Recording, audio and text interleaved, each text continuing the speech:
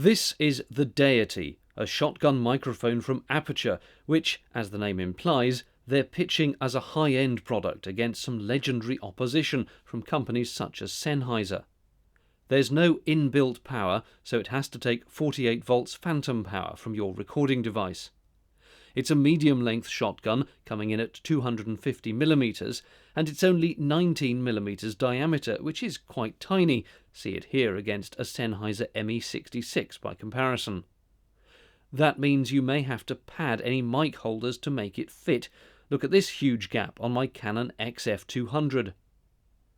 The Deity comes standalone or with a Rycote lyre suspension, which is definitely recommended for any handheld or boom use. The mic's made of metal and feels very hefty and substantial, but what's it actually like in use? This is a straightforward vocal test of the Aputure Deity microphone. I've got it in what might be a fairly typical use for such a shotgun. It's on a little stand here in front of me, pointing at someone who is giving some speech or pronouncement or being interviewed or whatever. I am filming outside, which is why I've put it into a Rycote wind jammer. It's not, strictly speaking, the right sized wind jammer for the mic. It's a little bit loose, but it's covering up all the holes. There isn't much of a breeze, to be honest, but I thought better to be on the safe side, and these Rycotes are pretty audibly transparent, so I don't think it's going to have any impact on the sound of the Aputure mic.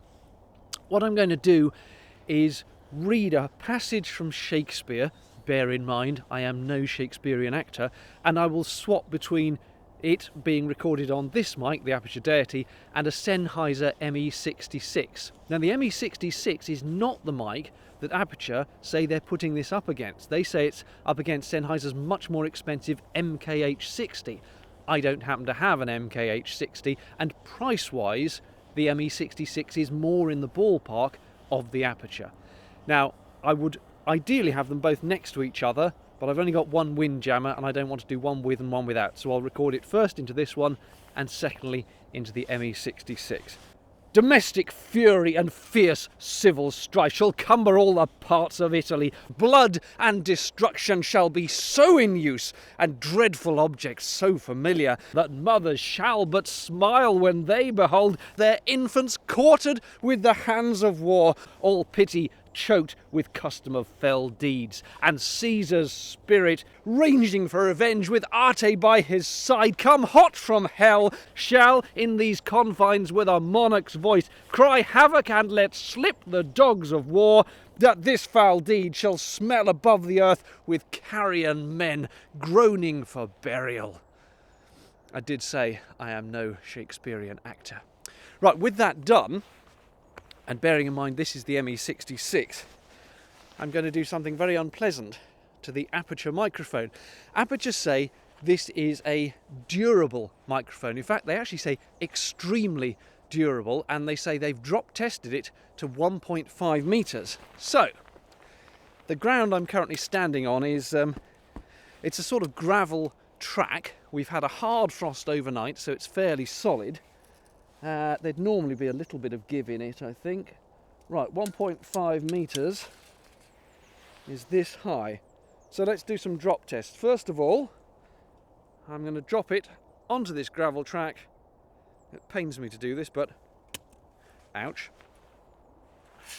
Now I'll do it on its end. We'll put the midpoint of the mic at 1.5 meters. Ooh. Yeah, that's got some mud in it, which it won't like. And then we'll do it on the other end just for good measure.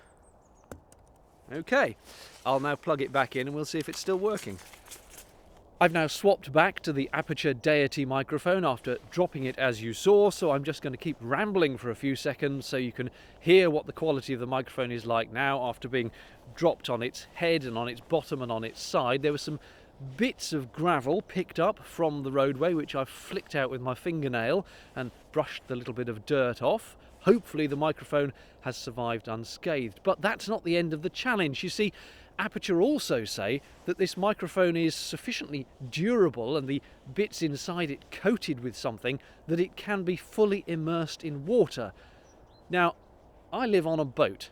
There's a lot of water underneath that boat, so I'm going to go and dunk this microphone into the canal. And the canal water is foul. so let's see if it can survive that. The canal water has also frozen overnight, so I figure why not break it with the Aputure as well. If I can reach.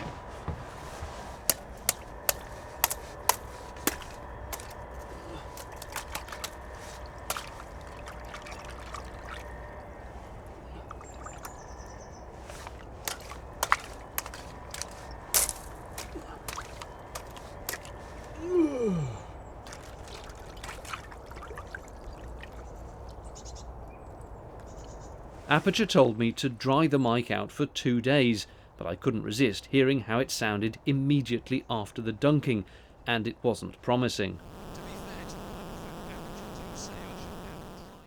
The company's instructions were that I should rinse the mic in distilled water, but I thought a more real-world test would be running it under the tap, so that's what I did.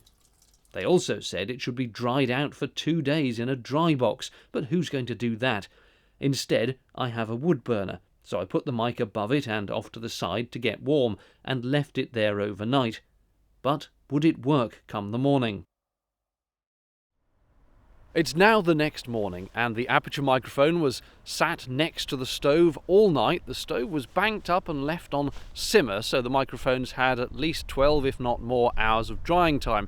The question is, did it survive? Which microphone am I now talking to you on?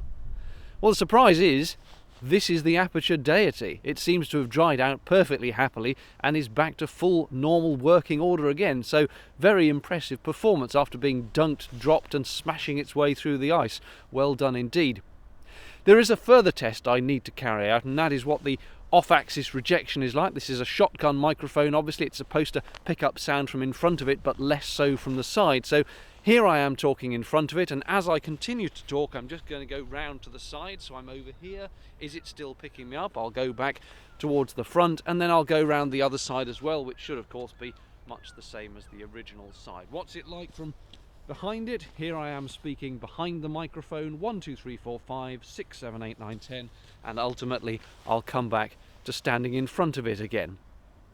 But how useful is the off-axis rejection in real life when you're in a noisy environment and trying to be heard over that noise? Well, this is Paul and that is his chainsaw, and what we're going to do is start the chainsaw up and see if you can still hear me over the noise of it when I'm at 90 degrees to the chainsaw. Off you go.